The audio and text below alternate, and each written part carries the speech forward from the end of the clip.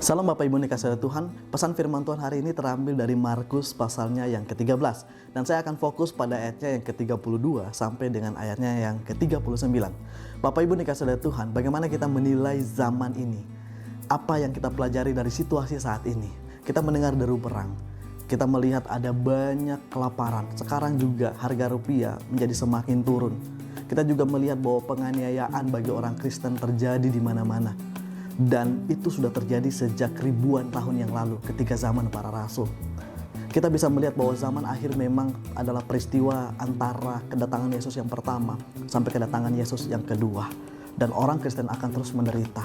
Firman Tuhan pada saat ini juga memberitahukan kita banyak hal. Yesus memberitahukan bahwa orang-orang Kristen akan terus mengalami penganiayaan.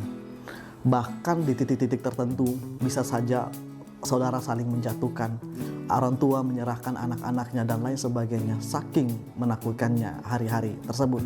Tetapi firman Tuhan pada saat ini mengajarkan satu hal kepada kita, berjaga-jagalah. Yesus hanya berpesan seperti itu, berjaga-jagalah dalam segala keadaan, karena kita tidak tahu kapan Yesus datang kedua kali. Dan hal ini juga terjadi di zaman para rasul, di mana orang pada saat itu bertahan di dalam penganiayaan yang mereka alami. Tapi mereka melihat mana Yesus, kenapa tidak datang-datang.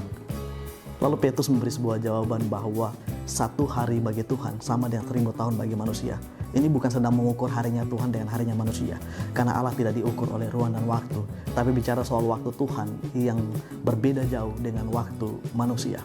Tapi pesan firman Tuhan, justru karena ketidaktahuan itu, ayo terus berjaga-jaga dalam hidup kita. Bagaimana cara saya berjaga-jaga? Bangun terus persekutuan dengan Tuhan, hidup dalam kebenaran firman Tuhan, bergaul terus dengan Tuhan. Hanya itu yang bisa kita lakukan.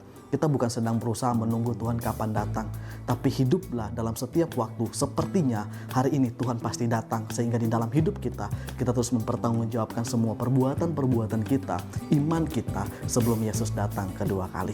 Tuhan Yesus memberkati kita. Amin.